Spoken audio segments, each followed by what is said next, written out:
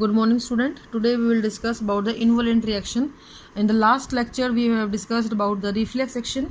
Now involuntary action and voluntary action we will discuss. Involuntary action are those action which are performed without the animal's will. ऐसे काम जो हमारी इच्छा के अनुसार नहीं होते हैं, हमारी इच्छा के बगैर होते हैं. These are automatically done and animal has no choice in it. हमारे पास इसके लिए कोई चॉइस नहीं होती है, ये ऑटोमेटिकली होते रहते हैं. Such actions are meant for controlling and coordinating the functioning of internal organs. और इन सभी ये जो एक्शन है ये इसलिए ही बने हैं ताकि हमारी बॉडी के जो इंटरनल ऑर्गन है उनके बीच में कोऑर्डिनेशन बना रहे. लाइक हार्ट बीट है, सांस का लेना है, बहुत सारे एक्शन ऐसे हमारे जो स्वतः ही हो रहे हैं, अपने आप ही होते चले जा रहे हैं, उसमें हमें कुछ भी करना नहीं पड़ता है.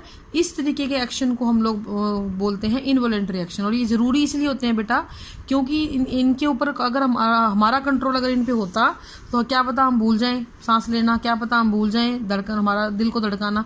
तो वो चीज़ें जो होती हैं वो अपने आप होते रहने के लिए होती हैं, इसलिए उनको इनवॉलेंट्री एक्शन बोलते हैं. Many of these involuntary actions are controlled by mid brain and hind brain. Mid brain और हिंड ब्रेन के द्वारा ये कंट्रोल होता है. एग्जाम्पल है इसके regular breathing of heart, blood pressure, movement of diaphragm during normal respiration, peristalsis movement, salivation, vomiting, movement of internal viscera. Internal viscera means in organs. ठीक है, तो ये सारे ऐसे काम हैं जिनका हमारे ऊपर कोई कंट्रोल नहीं है. यानी मैं चाहूँ तो मैं कुछ टाइम के लिए अपनी हार्ट बीट उसको रेस्पिरेशन को रोक सकती हूँ, लेकिन नॉर्मल कंडीशन के अंदर ये चलता रहता है. मेरे को सोचना नहीं पड़ता मुझे सांस लेनी है या नहीं लेनी है, वो अपने आप होती चली जा रही है. आप लोग भी नहीं सोचते होंगे. तो इसको हम बोलते हैं इनवॉलेंट्री एक्शन, जो अपने आप से होते हैं. नेक्स्ट हम बात करते हैं बेटा वॉलेंट्री एक्शंस की. These actions are performed by the animals with its will. ये एनिमल के द्वारा होते हैं अपनी खुद की इच्छा के ऊपर. In each action the animal exercise its choice so that the same stimulus receive different response to different time depending upon the situation. हमारे पास सिचुएशन के लिए वो होती है. फॉर एग्जाम्पल आपके सामने कोई डॉग आ गया, अगर आपके अंदर हिम्मत है आप उसको भगाओगे, अगर आपके अंदर डर है तो आप उससे दूर भागोगे.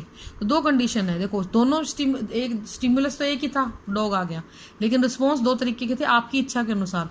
या तो आपने उस डॉग को भड़का के भगा दिया या आप उससे डर के भाग गए. ठीक है, तो ये वॉलेंट्री एक्शंस होते हैं. All such actions are voluntary action that are controlled by cerebellum. ये किससे कंट्रोल होता है बेटा? आपके हिंड ब्रेन के सेरिबेलम पार्ट से कंट्रोल होता है. Like walking in a straight line, ये आपका एक वॉलेंट्री एक्शन है.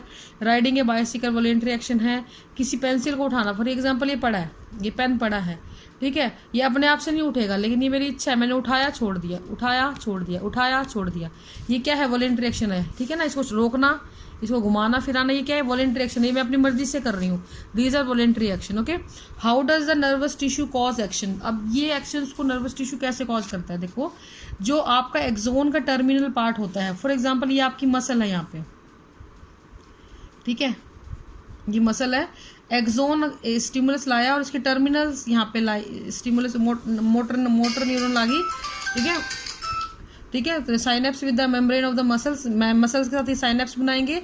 जैसे ही नर्व इम्पल्स आपके सेंट्रल नर्वस सिस्टम से यहाँ पर पहुँचते हैं, वैसे ही मसल फाइबर जो होते हैं, ये वाले मसल फाइबर मूवमेंट शो करना शुरू कर देंगे. इनके पास कुछ स्पेशल प्रोटीन होती हैं जो अपनी शेप को चेंज कर लेती हैं इन रिस्पॉन्स के प्रति. CNS ने इसको बोला और इन्होंने अपनी यहाँ पे जितनी भी प्रोटीन प्रेजेंट थी, मसल प्रोटीन, ठीक है, वो उन्होंने अपनी शेप चेंज करी और कॉन्ट्रैक्शन हुआ, और उस कॉन्ट्रैक्शन की वजह से आपकी जो बॉडी है वो मूव कर जाती है. तो इस तरीके से कोई भी मसल्स मूव करती हैं. दोबारा से समराइज करती हूँ. इनवॉलेंट्री एक्शन जो हमारे बस में नहीं होते हैं, वॉलेंट्री एक्शन जो हमारे बस में होते हैं.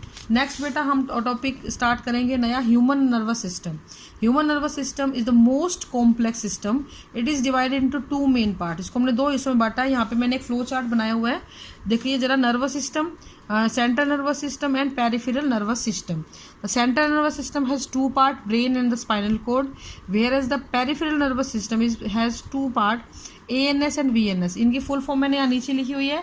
ANS stand for autonomic nervous system, VNS for voluntary nervous system. ANS is itself divided into two parts, sympathetic और parasympathetic nervous system. इनको हम एक एक करके एक्सप्लेन करेंगे. तो सेंट्रल नर्वस सिस्टम CNS जगह पे, जहाँ पे आपको CNS लिखा मिलता है, mean central nervous system. It is a hollow and lie on the mid dorsal part along with the main axis of the body.